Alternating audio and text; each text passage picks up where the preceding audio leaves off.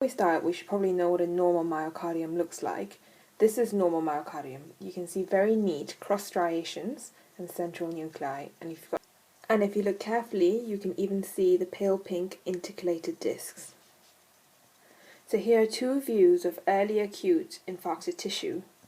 You can begin seeing some changes in the tissue after 4 hours, and here you can see already some loss of cross striations. You can't see them so clearly anymore, can you? And instead of neat, straight muscle fibers, you start seeing these wavy fibers. But the nuclei are still central in these pictures, and there's no signs of any infiltrates yet. So this is early acute tissue between 12 and 24 hours, and here you can already start seeing these pink contraction bands form as a direct result of reperfusion injury. So as the cells die, they release the necrotic cell contents into the bloodstream, and this becomes a sign for neutrophils to begin migrating towards the site of damage. In this picture, taken 1 to 2 days after an infarct, you can already see almost a complete loss of cross striations, and you can see the contraction bands quite clearly.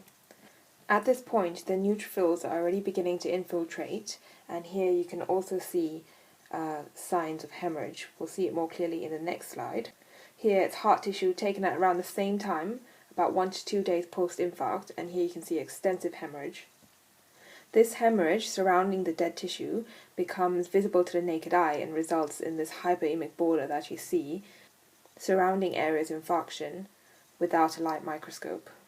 So this is infarcted tissue several days after the infarct, and you can already see very clearly there's huge amounts of infiltration, and here is another grossly apparent area of hemorrhage. At this stage, this is what you would be able to see with the naked eye. You can see the darker hyperemic border very clearly and the yellowish center of necrosis. By the end of 1 week, you can already see very clearly that the area of infarction has become a site of healing with plenty of scar tissue and macrophage infiltration followed by fibroblasts and granulation tissue. Eventually, this becomes a contracted scar and healing is complete.